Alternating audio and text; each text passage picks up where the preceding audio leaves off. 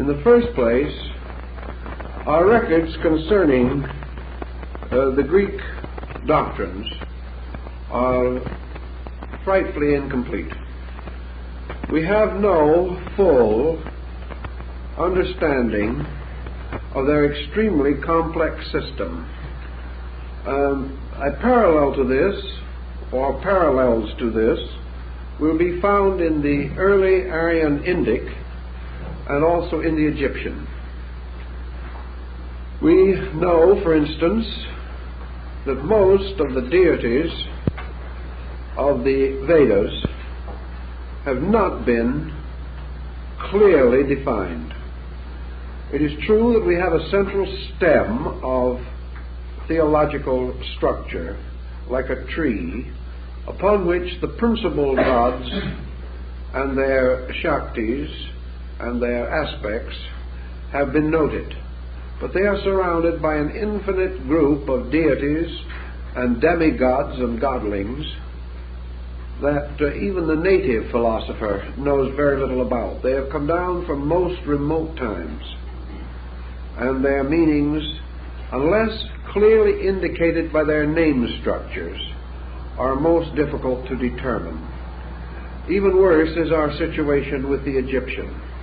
Lacking an adequate literature and depending almost entirely upon the Greco-Roman period, in which the ancient religion had already fallen into decline, the majority of Egyptian deities are not understandable. We know that they had meaning, and probably very important meaning, but the grand scheme or pattern by which they could be fitted together is as yet lacking. And to a large measure, this is true of the Greek.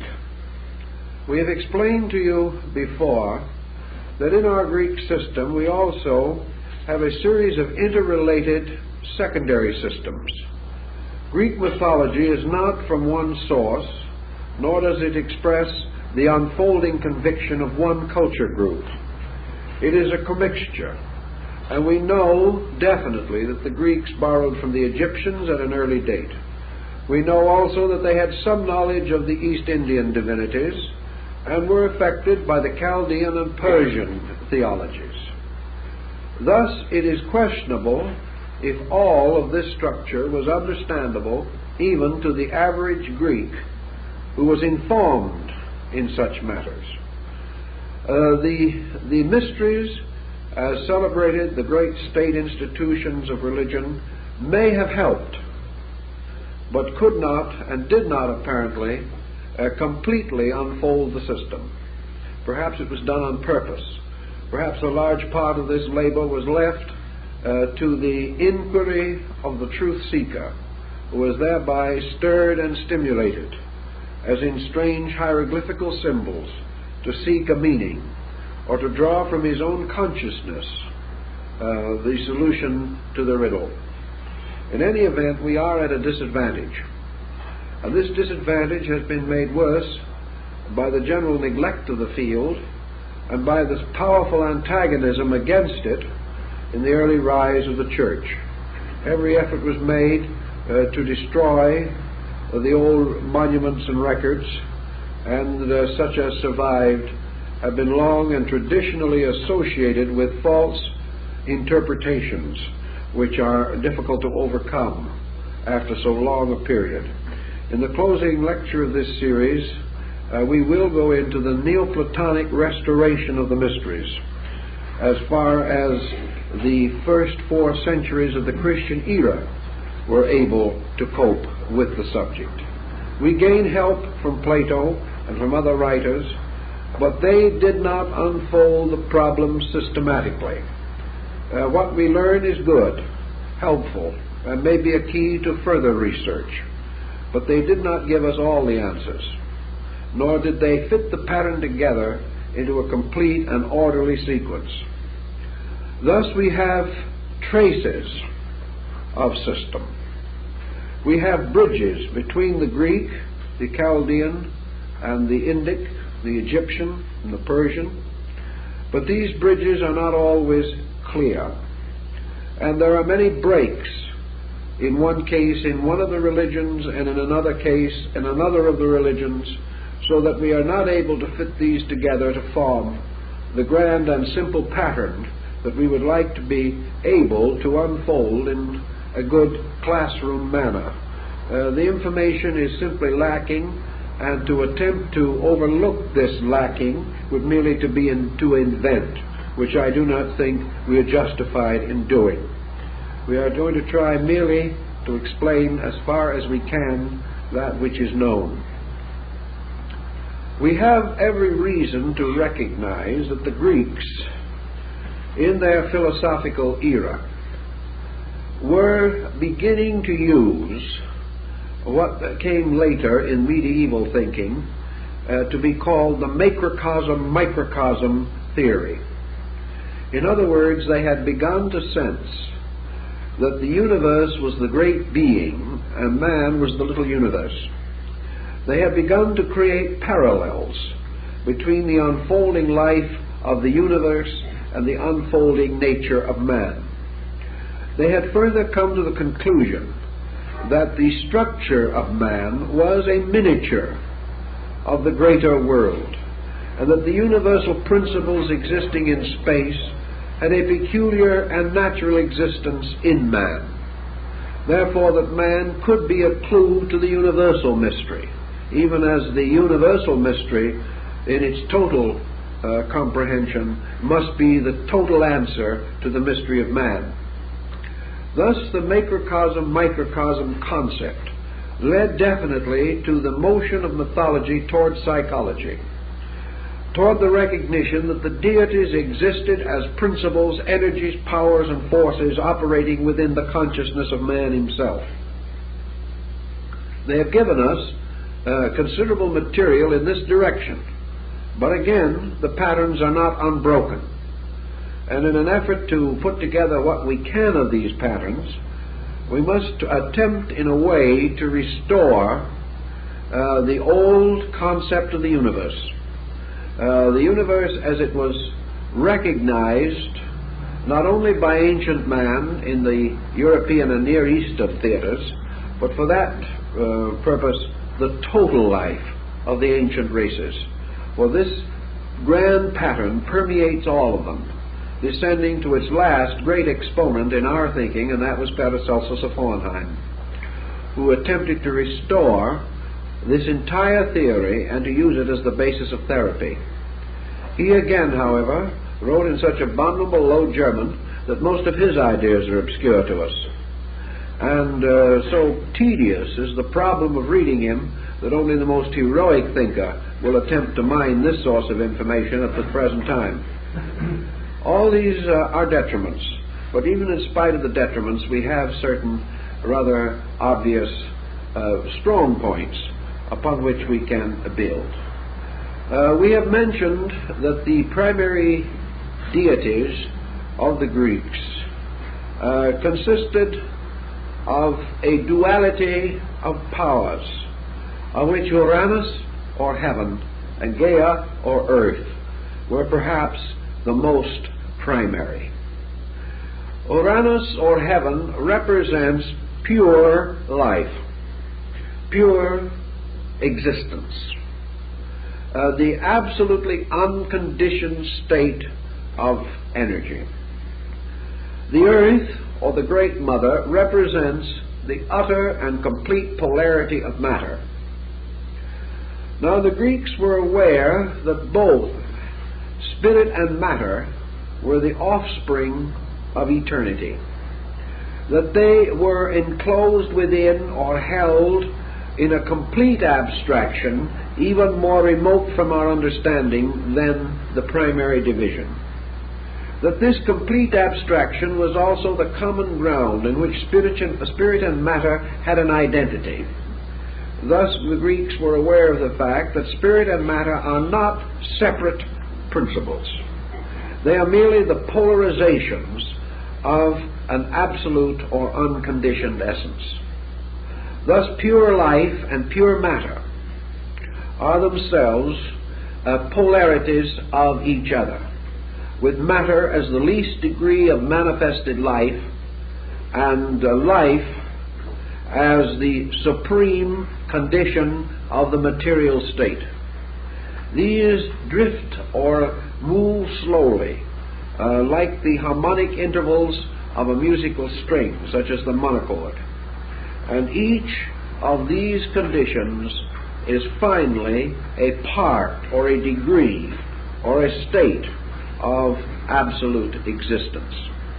Naturally, as with other peoples, efforts to define the nature of this absolute were considered more or less fruitless. Socrates, Pythagoras, Buddha, Confucius, and Plato agreed primarily in the principle that to define the infinite is to defile the infinite. These things are simply beyond comprehension. But out of the utterly incomprehensible, there emerges not only these conceivable or hypothetical polarities upon which all existence rests, but by their polarization an interval is created. An interval between the above and the below. An interval between extremes. And in this common ground, or in this what the Nordic peoples called the Nunga gap, or the cleft in space, creation as we know it comes into existence. And out of the absolute operations of spirit and matter, or complete life and complete material substance, as these were understood, there arose a product which was the result of the operation of one on the other. And this product was time. Time was therefore the most ancient child of heaven and earth. And the experience of time has to do with duration.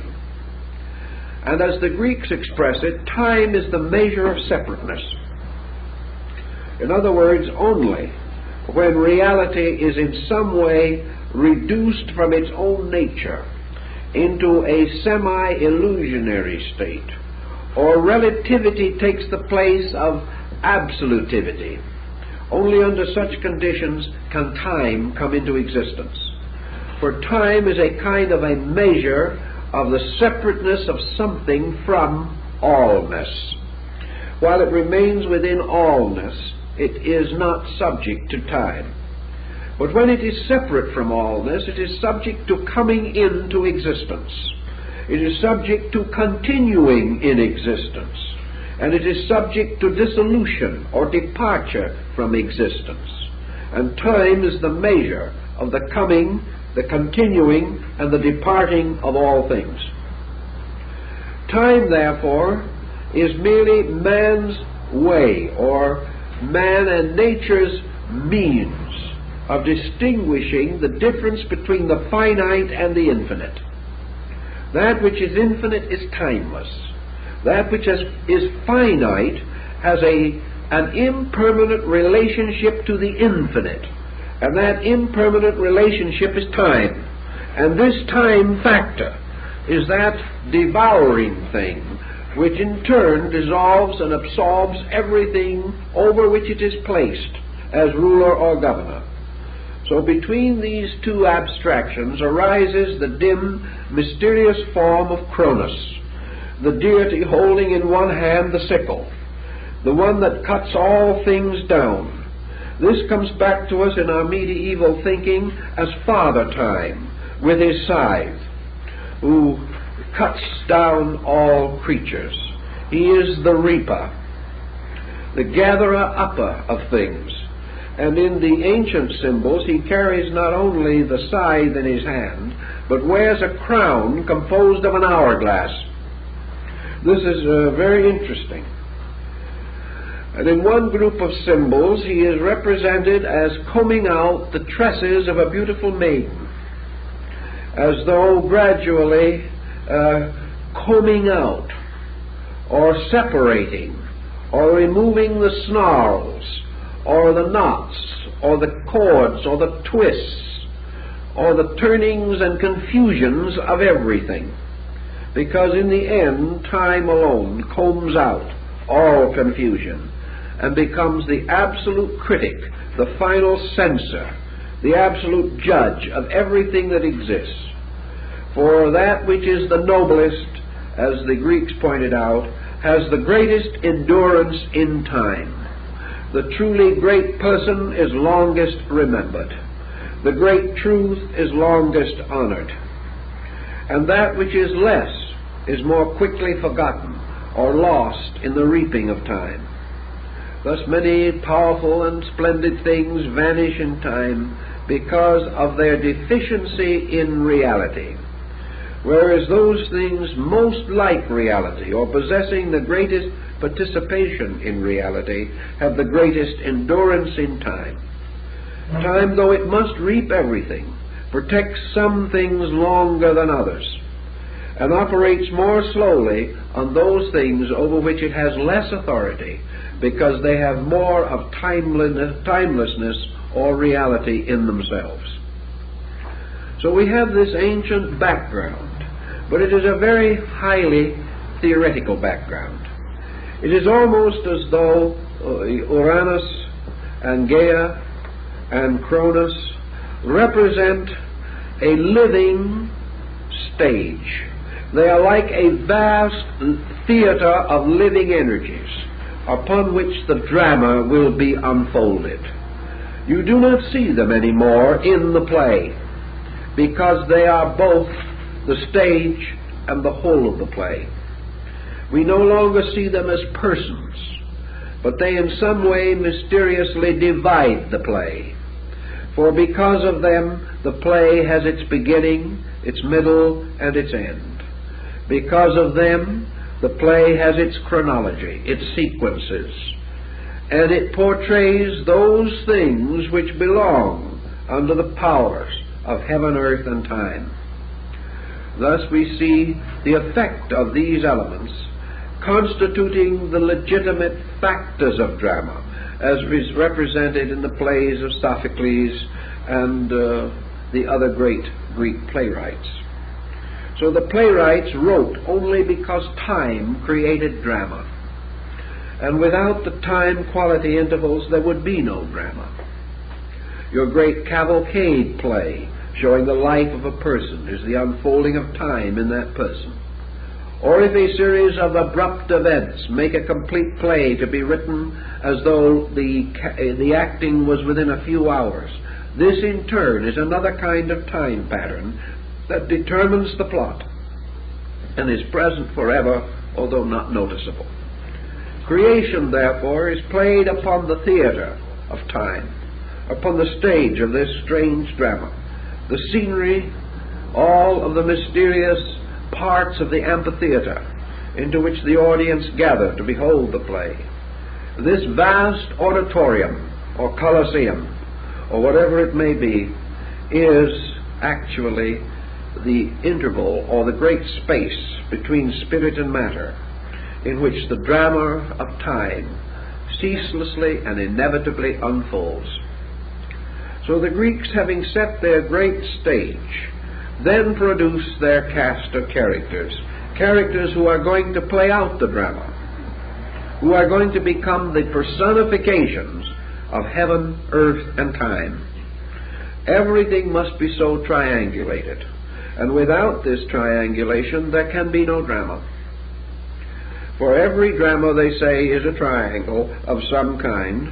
We have one we know very well in modern drama called the Hollywood Triangle, which has probably supplied the incentive for 90% of our motion pictures. It is rather simple, homely, and destructive, but we make constant use of it.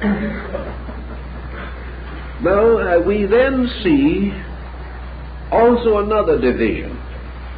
All of this great background is made up of things that as such we cannot touch or feel or know. They therefore belong together to a kind of an imponderable. They are too remote, too mysterious for us even to picture them adequately. We cannot make diagrams of them successfully. They more or less lurk together on the blank paper upon which other pictures will be drawn. They become dimensions, laws and rules, never seen of themselves, but never absent from any compound that exists. Out of this then arises, as we have said, the being who, to the Greek mind, became the focal point, or the manifestation of things unmanifested. And this being was Zeus. Zeus being the surviving child of time. In other words, the child that time could not and did not dissolve. And this brings us to the nature of Zeus per se. Now, in this struggle between absolute life, absolute extent of matter, and the rule or the law moving among them, time, there was produced something which was the product now not of heaven and earth alone, but of heaven, earth, and time together operating. Now, if we have spirit, and we have matter, and we have time, and now we call this cause, effect, and we place between cause and effect another term meaning time, and this is opportunity. So we have cause, effect, and the opportunity or condition of experiencing them. We have spirit and matter, and we have experience. We have the mysterious power of time that becomes, so to say, the womb of the emergence of something. And this thing that emerges is, according to the Greek concept, an overbeing, a tremendous but not completely intangible creature. This creature, therefore, to them signified what to the Hindus we call the principle of para-atman.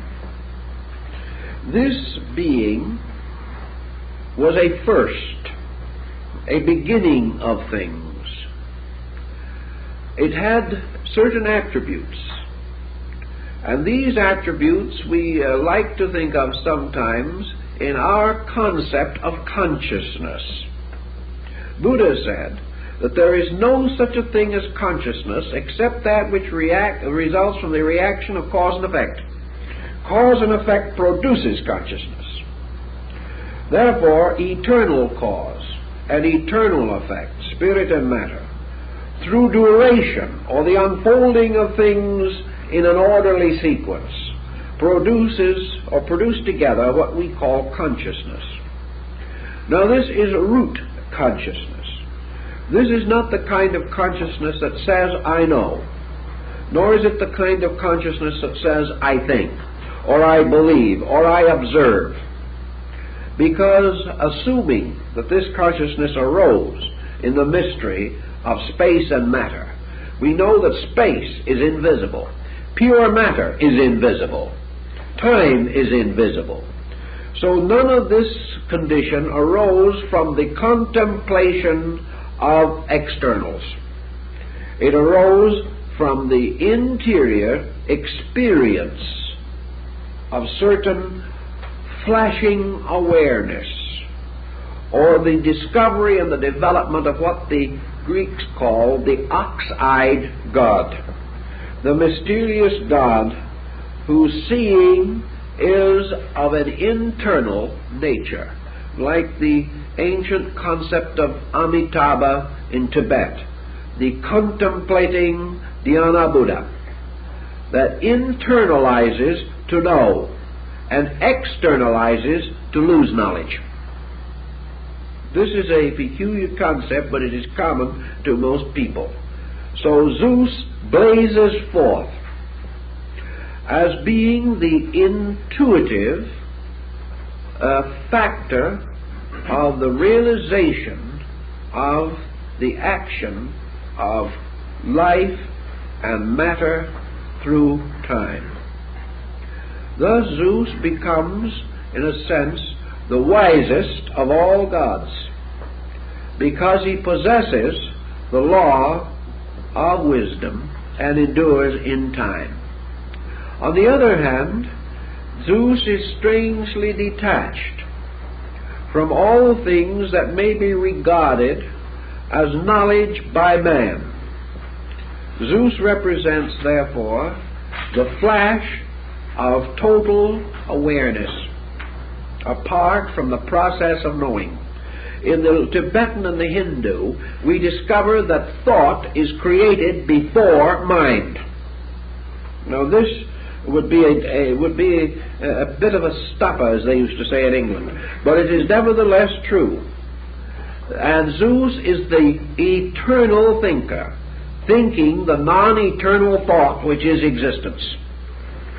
Zeus, therefore, is the thinker who produces within itself a strange and mysterious power.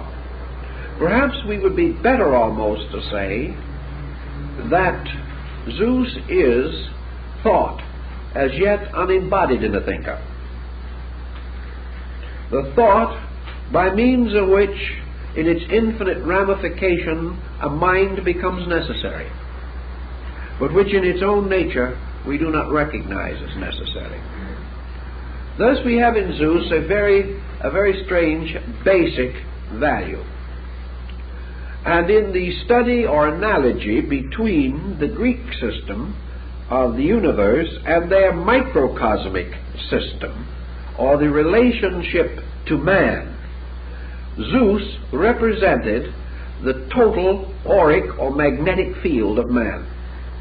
He was this sphere of energy from which the body of man is derived, and which is the true abode of man, who dwells not in the body, but in the field of energy behind the body. Zeus, therefore, is an interesting deity, and we begin to understand now some of the things that he does. Most of the Greek gods are biformal. That is, they have two aspects, or two appearances by which we know them. Zeus is not. Zeus, however, has another attribute. He is polyphenomenal. Instead of taking on, for instance, another god of the Greeks that we can mention would be Hermes or Mercury. We know Hermes among the Greek arts mostly as a young man with winged heels and a winged hat, carrying a caduceus or staff, and springing off into space, apparently, in the best architecture, such sculptors as Cellini.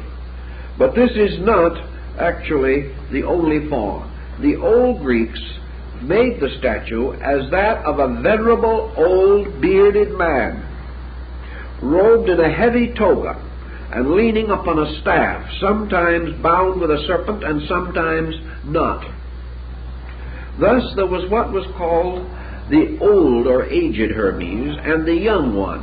And the same is true of Dionysus, who is represented as an old bearded man or as a very effeminate youth with a garland of vine leaves in his hair. There were two distinct forms of each of these deities. In Zeus there is not. But Zeus has this other peculiarity of forever taking on other shapes. He takes on the form of the swan in the story of Leda. He takes on the form of the bull and abducts Europa. He is constantly taking on forms, but none of these forms are his own. And when whatever the escapade is that he is at present engaged upon, he returns to his own shape. Now, most of your deities in ancient times had this power to change their forms at will. The moment you represent or recognize Zeus as thought, or as a being, a principle, we then become aware that this principle is moving constantly through an infinite pageantry of forms and appearances. Therefore, that it should appear in countless forms is not unreasonable. especially if, as in the Greek mythology, all of the forms of Zeus are veiled references to the zodiacal forms, as in the Europa, which is the bull Taurus. This different type of changing appearances merely represents the power of this universal agent or principle, which in the course of existence takes upon itself all forms. In some of the Oriental legends, we are told that the Supreme Being always took upon itself male and female aspects in the generation of any kind of creation. Thus, the great deity Brahma, becoming the male and female creature, as in the case, for instance, of the horse and the mare, took upon himself these forms and generated these creatures that then endured forever. But this one life has to take upon itself the positive and negative aspect of every type of creature that it is going to generate. Otherwise it cannot generate them. And this is one of the principles that lies behind the Greek mythology, which makes it much more interesting when you begin to study the principles involved. The Greeks also recognize that in their order of gods they had something that must correspond to the various segments of human consciousness. And the Greeks had an order of worlds. These worlds were in every case related to their mystery dramas and to their ancient concepts of astronomy and to the elements which they recognized and in which they followed very closely most other peoples who represented or recognized four elements and a fifth essence or principle, called in alchemy the quintessence, or the fifth power, from the very word quintessence, which means fifth essence. In the Greek system, then, we start with a descent of gods. And these gods descending become embodied in terms which are not so different from those of some of the Asiatic philosophies, and we'll try to work out something with them. The first of all is the celestial world. Now, by the celestial world is meant primarily the world of the celestial bodies, known as the Empyrean, or the highest abode, the abode of the luminous beings or star gods that lie at the root of things. This world was ruled over by Apollo, who was more or less the custodian and who rode his chariot through this diffusion as the Lord of the Sun. But the very world, star-spangled and planet-embroidered, through which he moved, was itself the vestment or the flowing robe of the great Hierophant. And whenever the initiate, as Apuleius tells us, in the mysteries of Persephone, passed into the chamber of initiation, he was invested in a garment which seemed to be of one piece and very full, which was slipped over his head and hung down around him on all sides. And on this garment were placed the representations of all of the heavenly and sidereal bodies, so that he was heaven vestured when he went into the great mysteries. This celestial region is the atmic plane of Asia, of Asiatic thinking. And this plane is substantially and essentially the manifestation of Zeus. But it is placed under the control and direction of one of the sons of Zeus. For this son, Helios, or light, then emerges from the dark mystery to bear witness to the hidden Father, who is robed in the vestments of the great mystery, which is star-spangled space. These elements we have to realize. Now, in this mystery in which as yet Zeus has not moved into objectivity, we find two orders of deities developing. As we mentioned, one derived from the ancient Titanic orders, the old gods, and the others arising from the progeny of or children of Zeus himself. And ultimately, as in most other mythologies, the old gods retire, disappear, and cease to be present, and the children of Zeus, or the products of this order of creation, take over and become the custodians of the various planes involved. The next world below the so-called celestial is called the spiritual. Now, there is a difference between the spiritual and the celestial. The celestial has to do with dimensions that are beyond. The spiritual life of man, for example, may be expressed through conduct here in this world. An individual may be a spiritual person without being a celestial being. He may have virtues and values. He may be heaven-like in some parts of his nature, but not so totally so that he can immediately retire into a heavenly condition. Spiritual, therefore, to the Greeks, had a little different quality of meaning from what we understand. To them it would be more, we will say, inspirational, intuitional. It was a region or area of insight by an over faculty or an internal apperception of reality. And this would correspond to the Indian concept of buddhi. And we will gradually come into the great triad of Indian philosophy, Atma, Buddhi, and Manas. Atma being to a degree then the celestial, Buddhi the spiritual, Manas the mental. Now these conditions differ. Buddha is said, Gautama Buddha is said to have experienced identity with Buddhi, or with the principle of pure, intuitive, or illuminated intuition, or identification with the power to apperceive reality. This is supposedly also the idea of the samadhi, which is a spiritual state, but it exists within a celestial universe superior to itself. Now, in the Greek mythology, we might be surprised to try to figure out to whom this would be associated in our quick list of the deities, and we probably would not hit the correct one. But this association was made with Hera, the wife of Zeus, known to the Romans as Juno.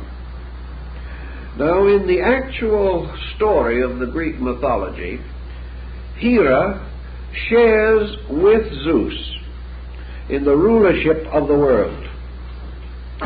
Hera is referred to as the goddess governing and protecting the moral life of the world. She is the one with whom Zeus is continually having difficulties whenever he performs any action by means of which he projects a formal creation into existence. His infidelity to her causes constantly her retaliation, and it is the retaliation of the Buddhic intuition against the motions and processes of universal mind that constitutes quite an involved drama on this stage of affairs. We are reminded of the words of Paul that he tells us, when he would do good, evil is ever nigh unto him. The conflict between man's intuitive sense of realities and the eternal demands upon him by the processes of creation are represented by the struggle between Zeus and Hera, or Jupiter and Juno.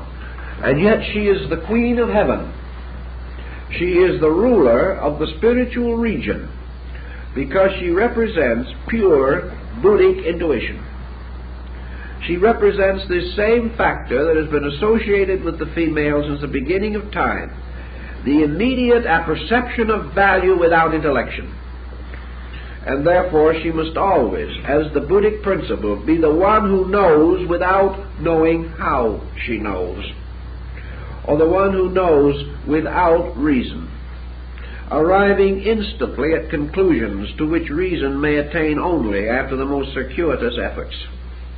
And this peculiar internal inspirational intuition is therefore keyed to this spiritual region over which Hera has dominion. And we will later see how this drama works out.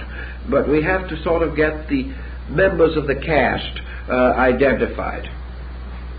Now the third of these principles is the mental or intellectual sphere, the Indian monastic world, divided into an old and a new, a high and a low, and therefore under the control of the deity that has no nature of its own, but takes on whatever nature that comes to it because of employment. In other words, we are speaking now of Hermes. Hermes representing the messenger or the communicator of the divine power. Hermes serves all the gods and becomes identified immediately with the one he serves. Having completed the service, he is no longer so identified. He brings no message of his own. He is only the communicator. And he is represented by the old bearded man and the young man with the wings on his feet. And the higher mind, the Arupa Manas, is represented by the old bearded man. And the lower mind, or the embodied Manas, is represented by the young man. Therefore there are two minds in man, the abstract or reasoning mind, and the concrete or thinking mind. And thought and reason are not the same, but they are both interpreters, messengers. And like these messengers, they have several attributes. For Mercury, Hermes, is not only the one who becomes the guide, the Virgil to every Dante seeking to pass through the mysteries of the under region, but also this deity is the god of thieves, of those who steal, of lying, of misrepresentation, and he is represented in his younger form nearly always as carrying with his caduceus a purse. He is the god of accumulation, and one of the main negative functions of the lower mind is accumulation. In other words, the use of intellect to increase worldly goods or possessions, whereas the old Hermes with the beard and leaning upon his ancient staff is like Gurnemanz, the aged guardian of the Grail Castle, or Merlin, the wise man. This is the mind that has gone beyond, and therefore has chosen the philosophic contemplation of reality. So the twofold phases of mind. Now the next, or the fourth world, corresponds very definitely with the Indian concept of kama, or desire. This is the world in which emotion, as yet not subordinated by reason, or emotion of its own nature and kind, thereby existing in its own world according to its own laws, and in these worlds and in these laws correct, but becoming involved in the larger composite pattern of all the worlds operating together, presents a rather complicated situation. And this world is therefore the world of desire, the world of illusion, the world of the bundle of attributes, the world of the stacks, as Buddha calls them, of faculty, actions, and reactions, and their effects upon man. In other words, this is the world of emotion, of possession in the sense of emotional possession, of hate, of fear, of worry, of doubt, and of all things which are by their natures intense. And in this region we find enthroned ancient Hades, keeper of the Plutonian realm. He therefore signifies primarily the keeper of the ghosts of illusion, or as the medieval mystics and magicians called it, the sphere of the astral light. This is the garden of Klingsor in Parsifal, the garden that is brought into existence by enchantment, or the strange magic garden referred to by the French transcendentalist Eliphas Lévy in his work on transcendental magic, in which he says it is a beautiful garden filled with wonderful flowers, each one with a deadly serpent twisted around its stem. This is the world of Mara of Buddhism, the world of the excess and the desire from which man must escape. Therefore, in the underworld of the Greeks, ghosts, shadows, are forever performing unnecessary and impossible tasks, having no real subsistence, and becoming the victims constantly of those excesses which they practiced on earth, as referred to or paralleled in the story of Dante's Inferno. These, of course, are the illusions, the ghosts, the shadows, by which most men live, causing Plato to say that men go to this abode not when they die, but when they are born. It is life controlled by illusion. And over this illusion sits a grave and ancient Hades, who is the keeper of this, and whose three-headed dog forever guards the gates of this infernal region. The ancient Greeks, however, did not regard this region primarily as one of punishment. They regarded it as one of hopelessness, going on forever. Perhaps perhaps some of them were psychologists and had clients. If they have, they would know what this hopelessness means. That you can work with an individual to help him get over a bad streak of selfishness for 10 years, to find in the end that he is just as selfish about the next thing he wants. Nothing seems to change, because it is not here that the change can be effected.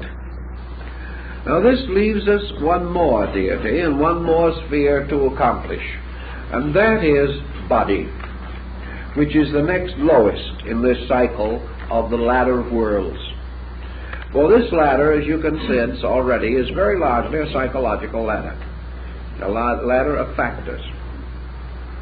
Now, the material world was to the ancients not a principle or an abode of principles, but a reservoir or receiver into itself of the principles of other things. Therefore, there is no karma or debt related to earth. All debt is paid in relationship to some other cause, and the drama is simply played out here. Thus, body is no cause of evil in itself. Man is not ever punished for being embodied. That is sufficient retribution in itself. Man is punished merely through the body, symbolically, for the things which he does to the body, and by doing them through his own body, to the body's lives and natures of others around him. It is always the person in the body who is the carrier of responsibility, never the body itself. Therefore, strangely enough, the Greeks had a very beautiful thought about the body.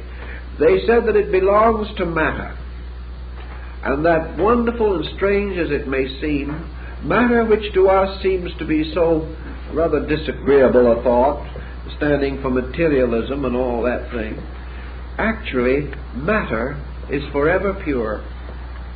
Matter of itself can never be defiled. There is nothing cleaner than a good clean handful of good clean dirt. Matter in itself is never evil. It is never actually polluted by what anyone can do to it. Anything living in a material state pollutes only itself when it attempts to pollute matter. Matter is never polluted.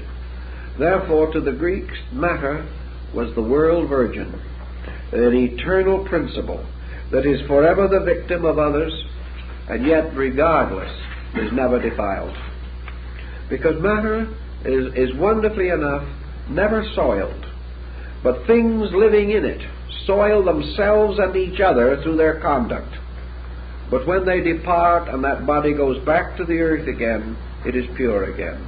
It is the impurity of the person and not the body. For nature purifies everything, and in nature nothing that is corrupt is left. It must always be purified again.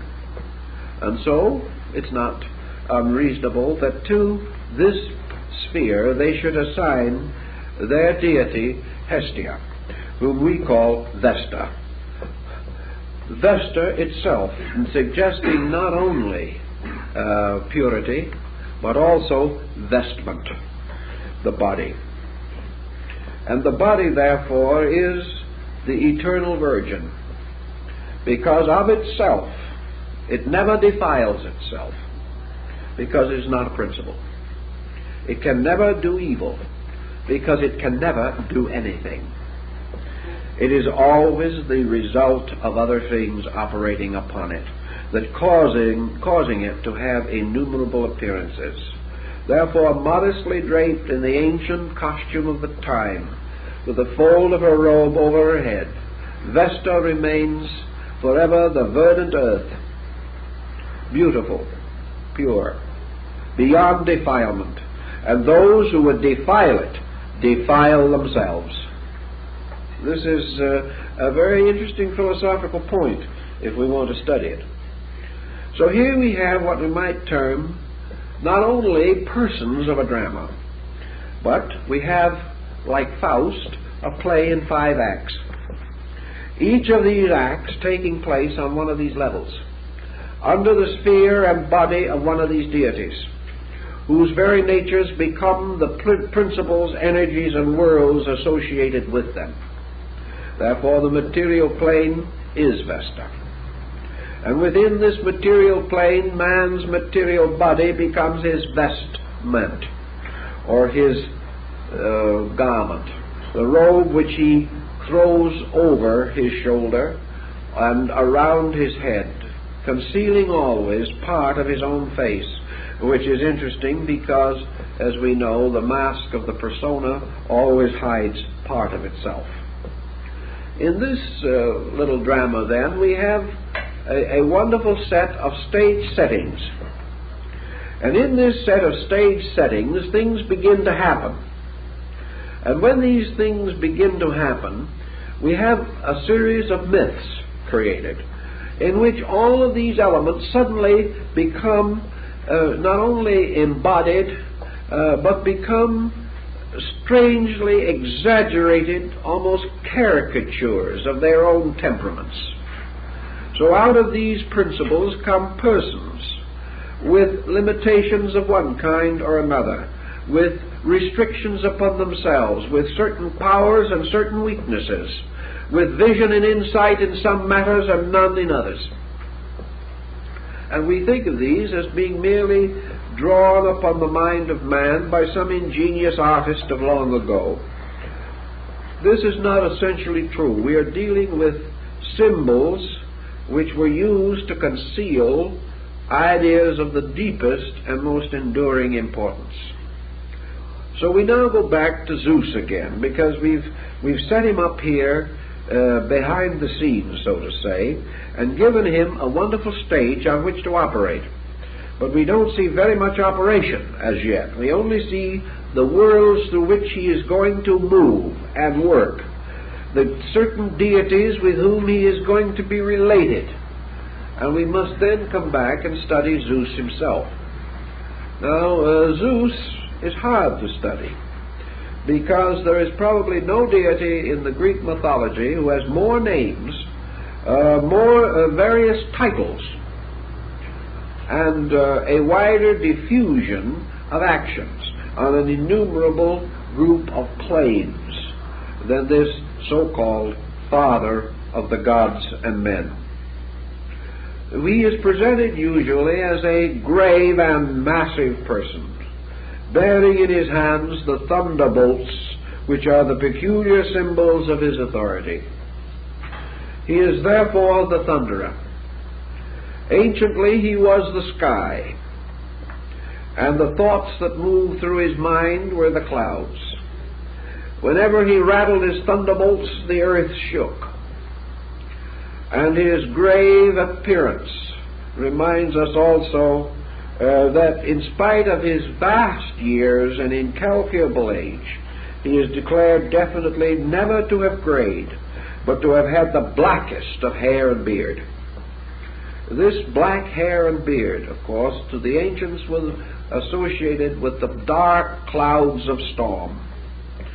And he hid himself also, of course, upon the great mountain of Olympus, where he remained in his own nature.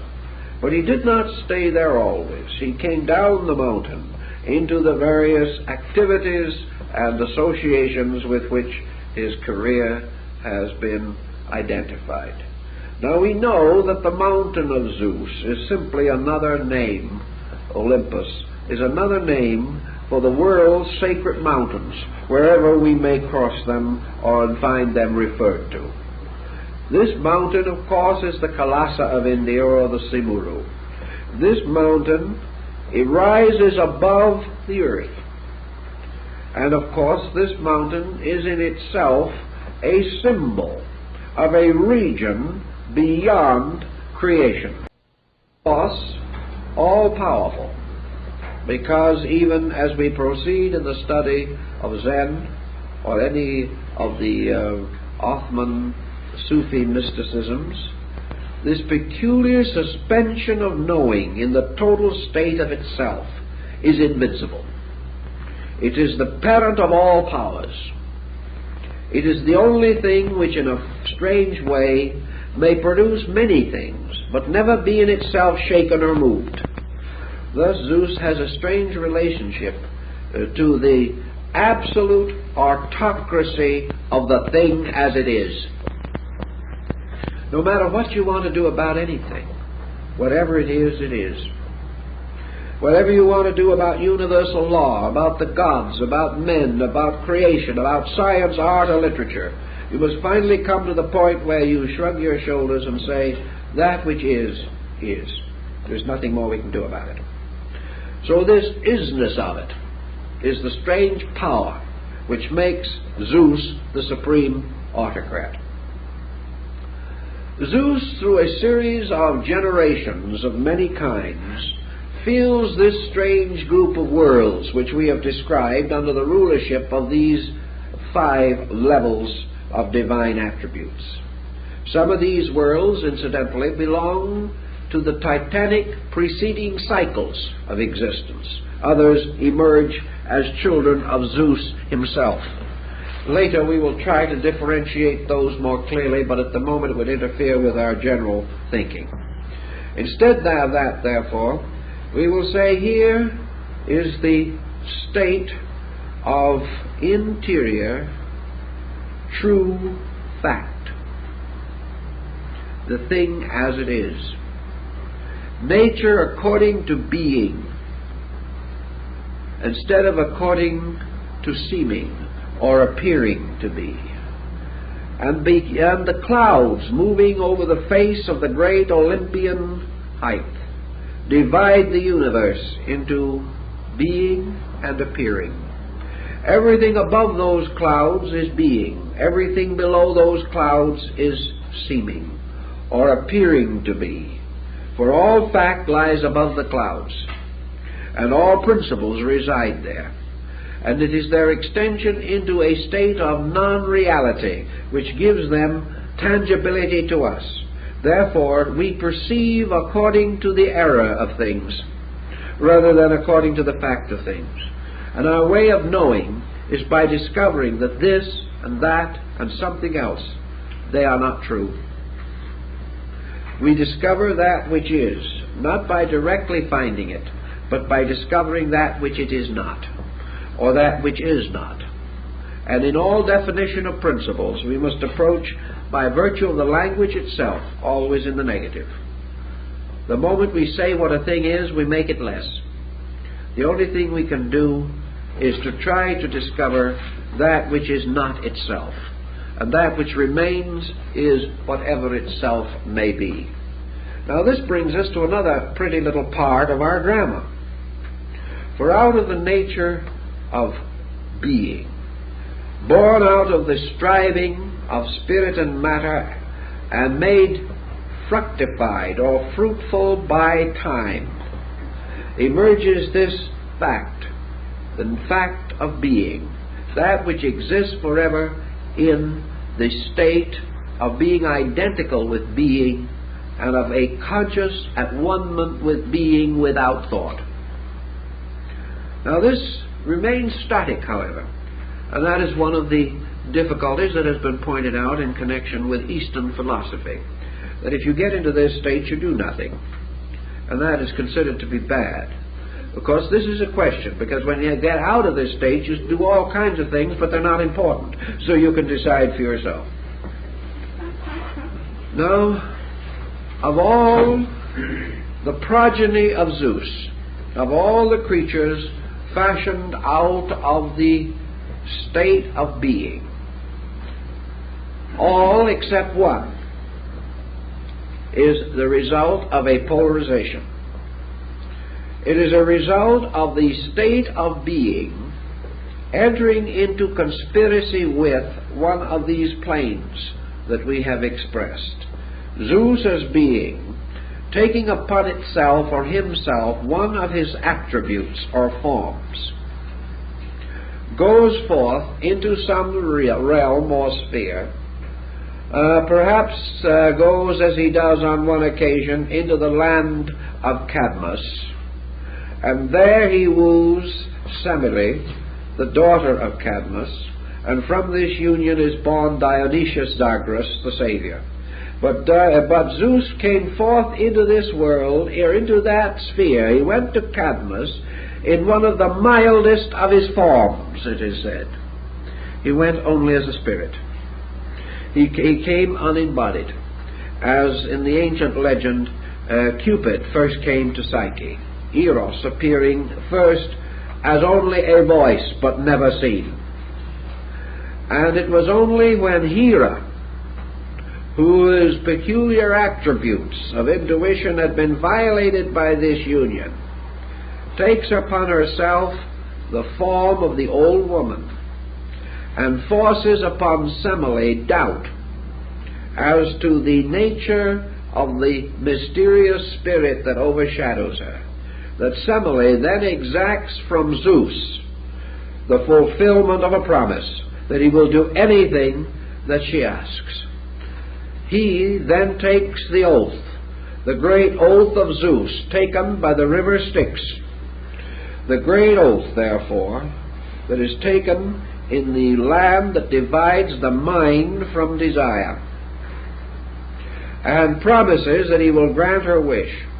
Semele, then very much like Psyche in the parallel myth, then demands that Zeus shall appear to her in his true form, in his full and true splendors, and thereby remove any doubt as to his real identity. Here you find the very same principle that Bamey tells us about in the idea of the mercy and the wrath of God. That as long as man has faith, he knows only mercy. But when he doubts, mercy changes into wrath. As faith, he sees only the beauty of God. As fear or as negative emotion, he opens himself to the law of God, which appears as the great wrath or the lawfulness in which the principle of mercy is completely invisible, though it is ever present. Zeus tries every way possible to convince Semele that she should not exact this demand. But she insists, and it is said then that the great god took upon himself the slightest of the panoply of his powers, as little of his grandeur as possible, and appeared to her as a magnificent power or blazing being. And of course the very light of his presence utterly consumed her. It was then, of course, that he also rescued his son, who was born at that moment, from the burned and charred ashes of the child's mother, and carried the child back with him to Olympus, to where it was to become later the Savior God of the Greeks. But it was therefore again Zeus moving out of his own nature, first as subtly as possible, and then in the presence of doubt or of fear, or perhaps the idea of prove it, which we so often use. Prove exteriorly that which is an internal mystery. And the words spoken at the time of the crucifixion of Christ, if you be the Son of God, come down from the cross, save yourself. And in this peculiar situation in psychology, we have one of the elements that is quite interesting in the Greek myths, because Zeus is a very intriguing situation to cope with in the sphere of mythology. Remember, this divinity was symbolically delineated by a very highly psychological and philosophical people, much more so perhaps than most of the other races with which we are familiar at that period in culture development. But to come back to Zeus now, he exists in this form, and through his mixing with the beings on all planes, we find that he brings forth various progeny. But this various progeny nearly always has a strange and tempestuous career, because they become instruments of evolutionary procedures in all of these spheres of existence. But Zeus, in order to escape all involvement and to produce a power suitable for his own needs, creates or generates out of his own mind what the ancients in India might have called the mind-born god. In this case, the mind-born god is a goddess, and in this case the goddess is Pallas Athena, born of the god by an immaculate conception within his own being. We have therefore knowing, truth, the nature of being, producing out of itself its handmaiden, whom, like the Brunhilde of the Odinic rites, becomes the alter ego of her own father. This being, Minerva, or Pallas Athena, born full grown, helmed and speared, and carrying upon her arm her father's shield, the shield of the great sky god. This particular power, therefore, is appropriate and naturally associated with the highest and most abstract form of knowledge, which is wisdom. Wisdom is the immaculately conceived offspring of truth. Wisdom is born unpolarized, and this is very important inasmuch as it represents a complete synthesis of all reasoning powers. There is ignorance, and there are very many aspects of knowledge and lack of knowledge. But wisdom as personified by Athena, the Greek concept of wisdom, is unpolarized. Ignorance to them is not the opposite of wisdom. Ignorance is the opposite of knowledge. There can be no opposite to wisdom, because wisdom represents a divine thing in its own nature. It is not worldly wisdom. It is not wisdom arising from the labor of man. It is wisdom bestowed by God. Therefore, it is the highest form of the wisdom principle. Minerva, or Pallas Athena, actually, consequently, becomes associated with a great number of attributes. First of all, she is a virgin, being the only deity of importance in the pantheon from whom no progeny descend. She is never involved in any relationship other than to serve her father. And in him she is complete, and in her he finds his own complement. He is the only being in whom he confides, and she is his right arm in all the things that he does. It is consequently this thought that Zeus, through wisdom, who becomes his handmaiden or his agent, his primary agent in procedure, brings forth all things according to their orders. She becomes the mind maiden who does whatever his will directs. In her various attributes, Athena then represents two kinds of wisdom. She is, first of all, a goddess of war, and secondly, she is a goddess of peace.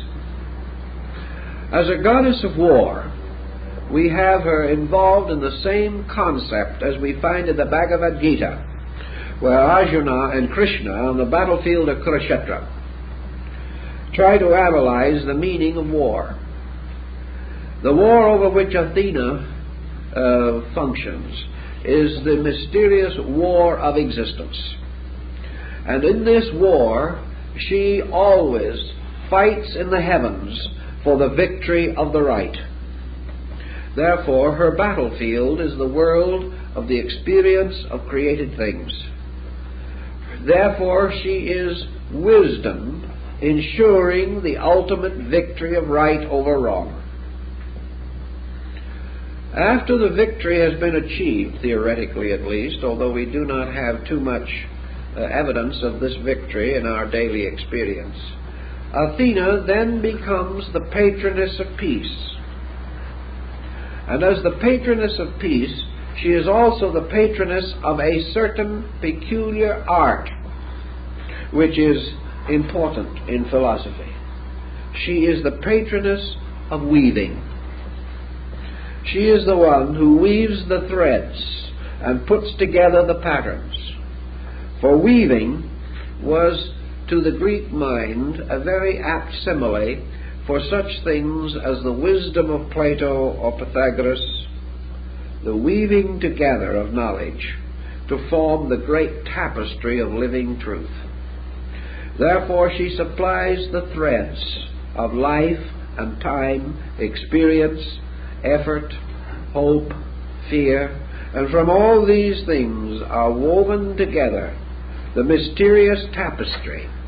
And this occurs to us again because Athena was the one who brought to the wife of Ulysses, Penelope, the strategy of weaving the tapestry which she continued to weave, and which she used as an excuse for not accepting the suitors who sought to gain her favors while her husband was away.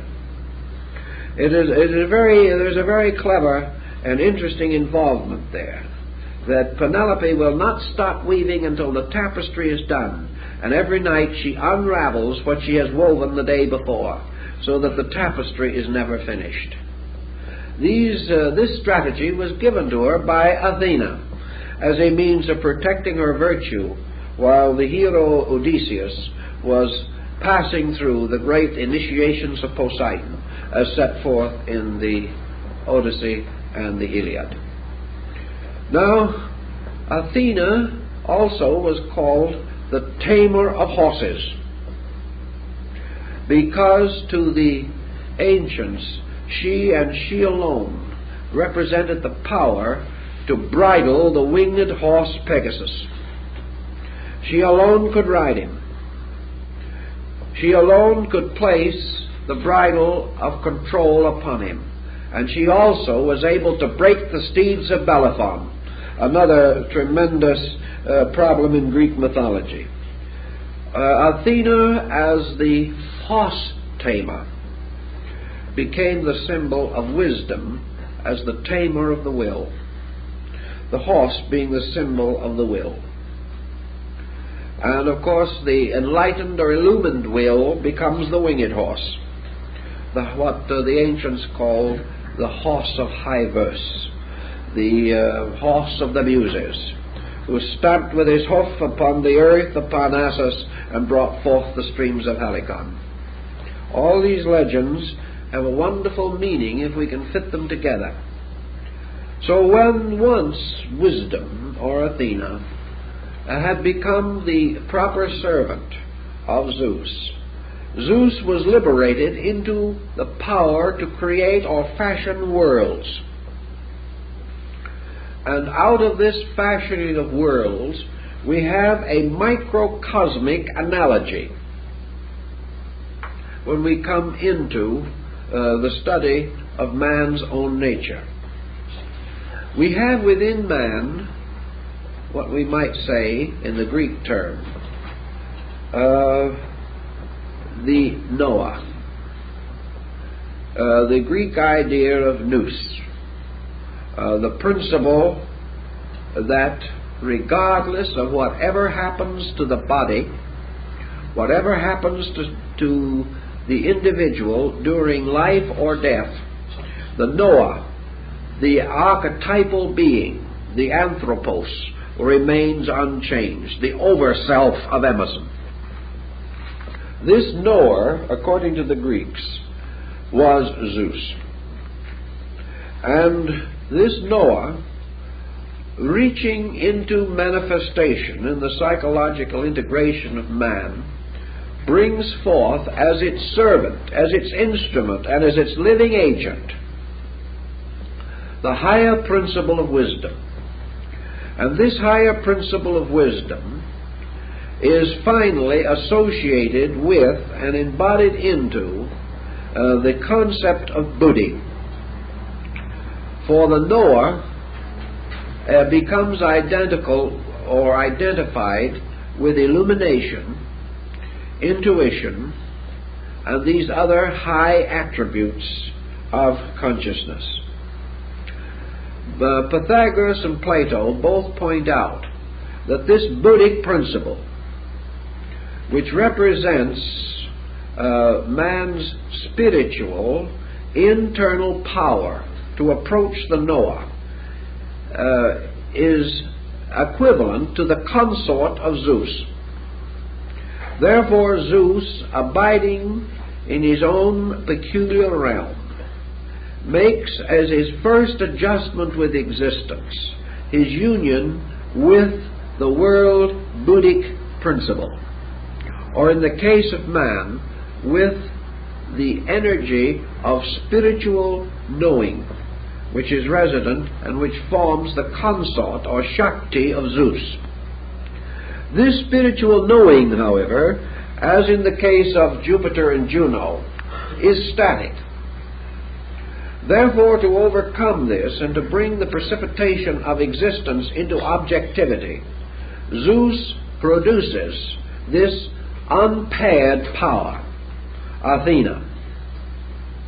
And this unpaired power becomes the means by which man is able to achieve his own liberation, and by means of which also the divine power is able to create. The divine power, therefore, moving through the attribute of absolute wisdom, which is absolute conformity with absolute law, precipitates by means of Athena the monastic principle, or the principle of mind. Athena is the bridge between consciousness and mind. And by virtue of mind, or the mind polarity in man, man becomes aware of the gods above and aware of his humanity below. Mind, therefore, is in this middle distance between all things. And mind is consequently the hermetic principle. When then we say that Hermes was the author of 80,000 books, all we are doing is saying that the mind is the author of all books. That the mind is therefore the principle of ingenuity. That the great dialogues of Hermes to Tatian represent nothing more or less than the mind forever instructing the personality. But the mind itself is not enough, for behind the mind must stand this power of true wisdom, from which the mind is able to gather its positive inspiration and in turn receive into itself the powers of the divine purpose. In the Gnosis and in other systems, we therefore have a Sophia, who stands in middle distance between the superior powers and the demiurgus. And it is Sophia who, as the pure principle of wisdom, that achieves the mysterious redemption. Minerva is Sophia. Minerva is also the strange maiden of the troubadours, the wisdom which is sung to as a beautiful, pure virgin person, the true goal of all human regenerated desire, this being only the desire for truth. Minerva is not represented as emotional because of the importance of sublimating the kamic principle, which cannot be present in the true truth seeker. Yet she is not evidently lacking in the greatest of all emotions, and that is devotion. And devotion to truth, Buddha says, is the only permissible emotion. Consequently, we begin to see some of these attributes falling into place. Now, out of this we come to another cycle that is important. We've already mentioned to you that we have produced an ego, or a selfness. We have tied it with a link or bridge, the golden bridge of hope. We have tied it to the monastic principle of mind. And we have set up a kind of creation. Now, in the Greek mythology, creation consists of three processes, of which the first is a generation, because in the Greek they did not believe that something came from nothing, as the way we consider creation. Rather, they considered creation as a generation from divine sources. That creation was an eternal condition moving from its own internal suspension into manifestation, remaining in manifestation through 4 ages or eras, which correspond to the Indian yugas, and then returning again into its own nature by the retiring of all objective things. Thus an outflowing and an inflowing within a great cycle of time. And in this cycle of time there comes the age of iron. And in the age of iron we come upon the mysterious symbol. We find out why Vulcan, Hespasius, is the deity of fire. Because fire alone works iron and the metals.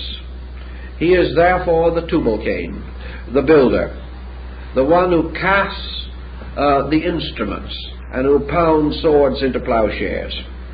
He is also the one who creates the armament of the gods. Iron in the Greek mythology has a meaning that you have to think through twice, or you will not get the real point of it. Because actually we think of the age of iron as the least of the 4 yugas, or the 4 ages. But actually the word iron to the Greek meant mind. the age of iron is the age of the mind. And over this power is Vulcan, for the fire of human experience, the flames of human aspiration, are used to temper iron, and the sword Excalibur of perfect steel that belonged to Arthur the king, and the great sword of the paladins of Charlemagne. All these swords represent iron gradually transformed by fire into steel. Take the sword of quick detachment and cut the snaky branches low, says the Gita, relating to the use of the sword to destroy illusion. The sword, therefore, is mind, iron is mind. The age of iron is the age of mind. And Vulcan is the kind of worldly experience which transforms mind into the steel of true enlightened willpower. In any event, we have this series of cycles. And here we've mentioned already the story of Dionysus, carrying this story from the time of the appearance of the god Zeus as a voice to the point where, obeying the secret instruction of Hera, Semele demands the appearance of Zeus in his full power and cosmic expression, and in this demand loses her life. Now we know that Zeus has taken the child and created a temporary womb for that child in his own body in order to save the life of the child. He then returns to his own abode, and selecting, according to one account, Athena, and according to the other account, Hermes, as his agent, has this child carried away to Nysa the Blessed, a land of mountains in the distant region of things. And the name of the region simply means in the abode of peace. And here, this infant is placed into the keeping of Silenus, the aged one. Now, Silenus is a kind of being who is a sort of satyr. He is a deity of strange and rather unprepossessing appearance, and in the Greek philosophy it was accustomed in the time of the great Periclitean age for Socrates to be called Silenus, because they had the same rather disproportioned appearance, and he was often called Silenus. And it is quite probable that in the development of the personality of Socrates and the Platonic dialogue, an effort was made to perpetuate the mystery of Silenus and what he represented in the cosmic picture through the form of Socrates. Silenus was the nurse of Dionysus. His name, into a certain way, means meditation. He means internal life or internal expression. He means yoga. He takes the child Bacchus to his cave, and the cave in this place represents an internal state of knowing, in a mountain, which is the symbol of the glory of truth. And I shall lift up mine eyes to the hills, from whence cometh my help. So the mountain is always the symbol of the divine abode. And here, surrounded by nature spirits, by satyrs and nymphs, by strange dryads and creatures that do not belong to this world, the young god was brought up. But Hera was not satisfied. Her vengeance was not complete. So the young Dionysus was subjected to a terrible ordeal. With the assistance and conspiracy of the Titans, the primordial giants that had come down from ancient times, and presumably still including Cronus, Rhea, and the other great titanic deities, a fell's plot was laid. A plot that is reminiscent of certain words in the opening chapters of Genesis, where it is said that God, perceiving the danger that man should become like God, caused him to be cast from the garden. Because if he ate of the tree of life, he would be truly as the gods. And to prevent this, he was cast out of the garden. Now, in this second situation, we have a similar conspiracy wrought in a different way, by means of a great mirror. The mirror now being the Kamic plane. The young godling, Dionysus, was lured away from his safe retreat among the blessed hills of Nysa, lured away from peace, by the presentation of a reflection in a mirror. Here is your Narcissus problem. And here is also the story of the Japanese sun goddess Amaterasu Omikami. Because when she got into a pout and locked herself in a cave, the gods lost the sun and had no more light. And they could do nothing, but finally one of them hit upon a strategy.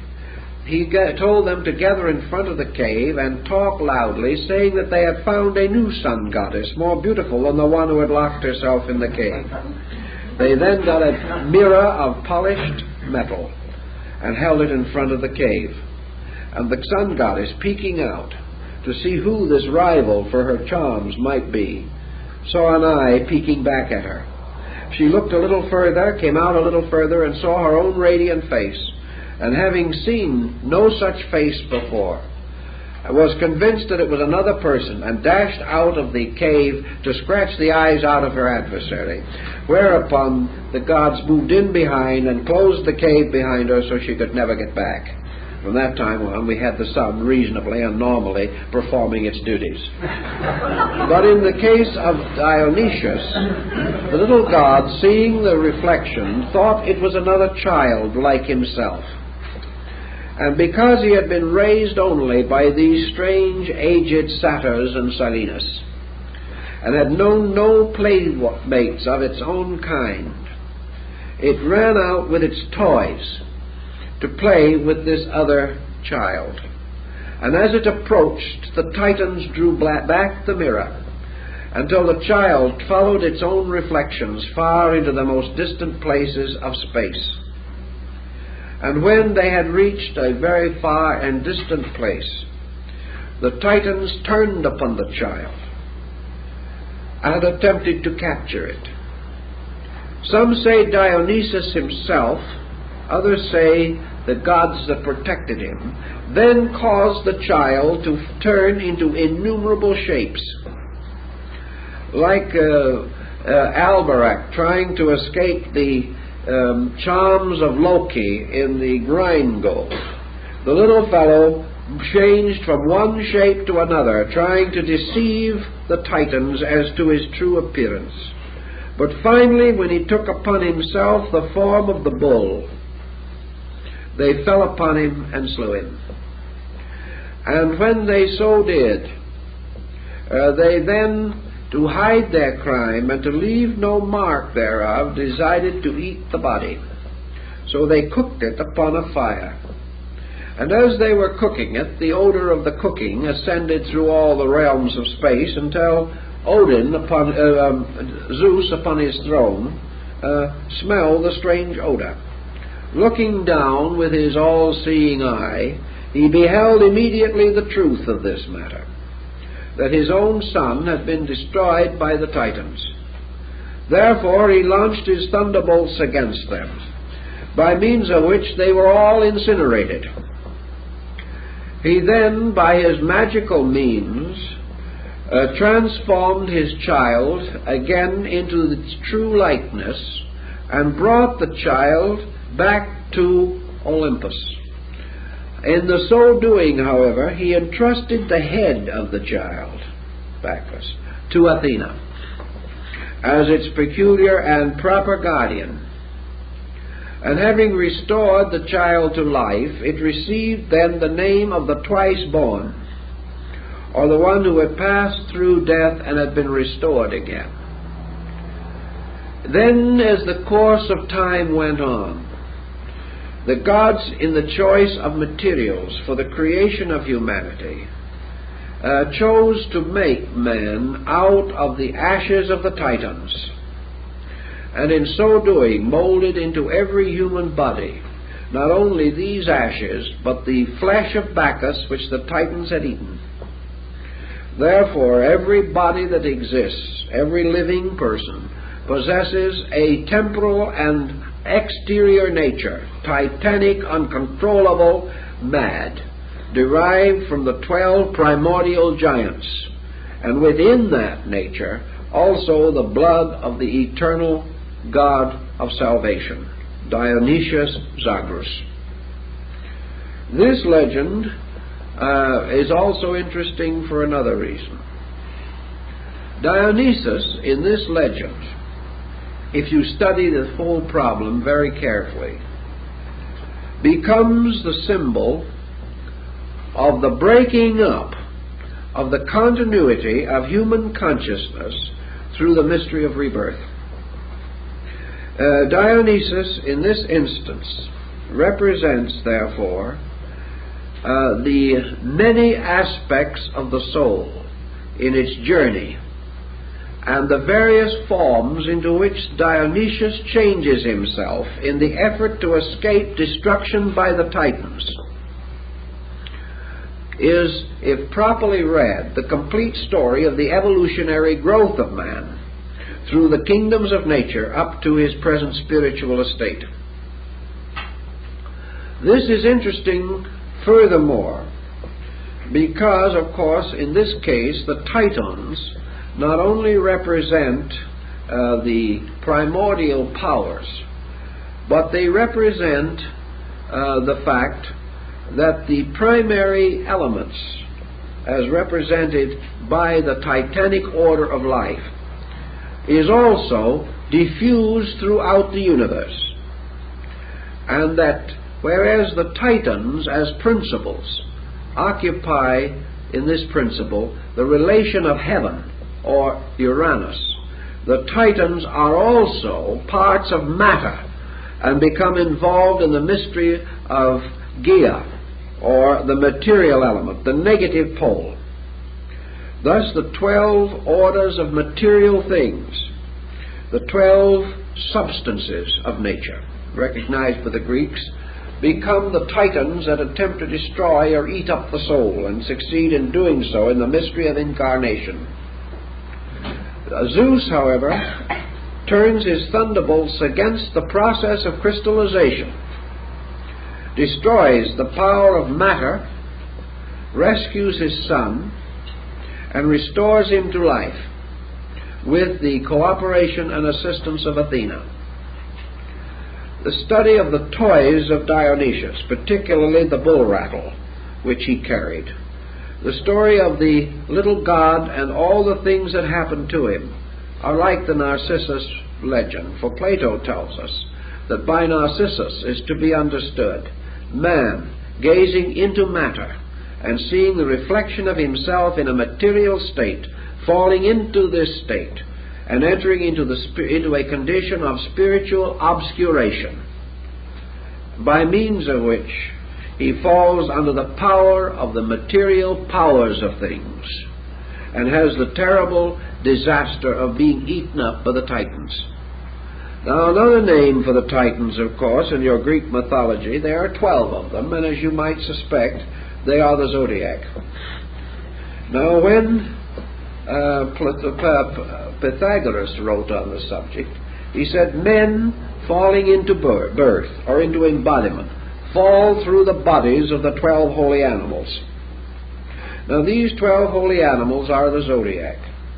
Therefore, the story of the Titans represents also the destiny of man in the creational sphere in which he is born through the bodies of animals, becomes, so to say, devoured by the sub-zodiacal universe, becoming captured and held in it, so that he becomes the victim of the forces and powers represented by the 12 titanic zodiacal signs, from which he is rescued ultimately by the mystery of Dionysus.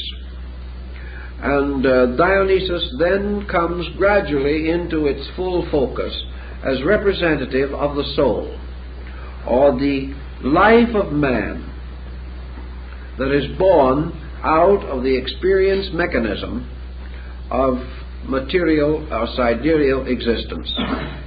The head, or the causal, proper nature of the soul is kept by Minerva as the principle of wisdom. Let us see a parallel of that, because each story differs enough so that unless you have all the stories, you cannot fit every part of it together.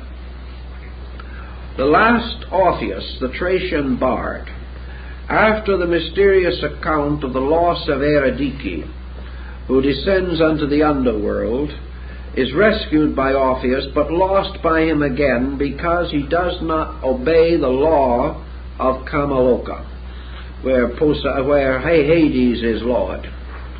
He looks back before he has left the region, and for this is deprived forever of the symbol of this psychic part of his own nature.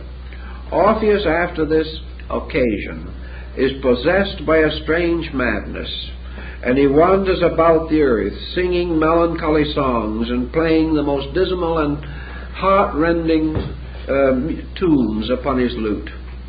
He goes on and on and on, and the whole world weeps with him, and the misery of it all is more than the world apparently can bear. And as he comes at last into Thessaly, he comes into the forest there, and the birds and the animals and the creatures of the forest all gather around him, as in the story of St. Francis, and they listen and join in the strange, sad, solemn sounds that come from the heartbroken poet and his instrument. And about this time, an order of Bacchantes that are called the Ciconian women, who run in frenzied mobs through the forest, worshipping their deity with torchlights and cries and shouts, are offended by the strange, sad melody which is so different from their own. But the deity is immortal, for nothing can injure him while the music is being played. So what they do is to raise such a terrible din with their instruments and their voices that they drown out the music. And in this way the poet is no longer immune. They taught to fall upon him, kill him, tear his body to pieces, and cast the remains into the river. Here the head and the lute or instrument float down the stream, and the same strange melodies are heard. And in this psychological moment, Athena, descending from her celestial abode at the order of Zeus, gathers up the lute and the head, and returns with them to Olympus, where the head of the deity, or of Orpheus, continues to give oracles for ages. Later a shrine is created for him on earth, and his lute and his head are placed there as a testimony to mankind. Athena again picks up a head and takes it back to Olympus. The head of Orpheus is the symbol of his doctrine, the esoteric school which gives oracles, or continues to teach, even after the body of the school has been broken up or torn apart by the chaos of ignorance, represented by the Ciconian Bacchantes. In the case of Dionysus, the soul is returned again to the Father, and there it remains until it is set forth again as the young Dionysus. This was another appearance of it. We have Dionysus, we have Dionysus Zagros, and we have the Baccantian Dionysus. They are all different deities, or rather different aspects of the Messiah principle in Greek philosophy. Ultimately, Dionysus becomes the conqueror of the world and the restorer of the glory of the spiritual kingdom of his father. He therefore becomes the inheritor of the world, taking the place of Zeus. And Zeus, even while Dionysus is a child, hands him his thunderbolts, the supreme symbol of his power. And in the Greek, we are told that the little child, who shall indeed lead them, is the symbol of purity, and that the principle, therefore, of Dionysus is the principle of purity, the principle of regeneration, resulting in the guileless one, who is represented as a child, in whose nature there is no evil, and that to this one, and to this one alone, Zeus can bestow his thunderbolts. And therefore he permits Dionysus to sit upon his throne, use and inherit his powers even while a child. And Dionysus returns to the legends of Christianity and Europe under the Galahad story and under the White Knight and the guileless one, for whom the siege perilous is forever waiting. That is the seat of the stranger, the seat of the one who is promised. Dionysus is the promised one, the only being in all the world to whom Zeus will entrust the supreme symbol of his power, because he knows that in this one it will never be used to injure. All of these legends take a great deal more description than we can put on them. But we then come to another interesting type of point. We are now moving inevitably toward another cycle, the cycle of the ones who have to fight with the Titans. And of this cycle we have certain heroes. For as surely as this divine order is moving downward from the celestial through the spiritual, through the intellectual, through the emotional, and into the physical world, so the earth is producing the harvest of the dragon's teeth. For these teeth were sowed in the earth, and they raised an army. And the army turned upon itself to destroy itself, which was, of course, a story of mortality and mankind. But there was also being born, by the union of gods and earth, another group of creatures possessing certain attributes or powers. In this group we have such beings, such heroes as Odysseus or Ulysses. We have a more direct and magnificent example, perhaps, of the entire heroic concept in Hercules. We have the hero warrior in Achilles. We have the hero leader or organizer in Agamemnon. We have the hero sage in Nestor. We have a whole group of heroes. We have the heroic journey of the Argonaut. We have the mysteries which have to do with the rescue of Andromeda and many other things in which the hero is forever coming into focus. The hero as Oedipus facing the mystery of the Sphinx. Always the hero, and nearly always the hero as the dying god, or the tortured one, or the one bearing forever the scars of the struggle against the mysteries of providence. Therefore, we have a new order now coming up from the earth, the orders of the heroic beings. These are the ones who are moving out from below upward. They are the ones in whom the blood of Bacchus, which was locked in the compound of the creation of man, is beginning to gain ascendancy over the ashes of the Titans. And because of this blood of Bacchus being inevitably and properly within them, they have the power to reach and climb up the mountains that lead to the Olympian heights. Thus out of the earth come Prometheus and Apelles, come the great heroes who are going to be the saviors. Also the strange races that are generated there, like the centaurs under the leadership of wise old Chiron. All of these become parts of this story, which now turns abruptly and begins to move from below upward, in which man, having certain binding ties, being bound eternally to heaven by a power even greater than the gods, asserts his sonship. And also, as in the Sigurd saga, how Zeus, entering into a conspiracy with his fellow gods, seeks first to impede this progress and later to advance it, to impede its premature statement, to prevent man from attaining heaven without labor, but moving around to produce a situation that forces man upward, and by this forcing ultimately brings or restores the dead Dionysus to life. It is quite an interesting and complicated subject, so we'll have to work on that one a little bit next week.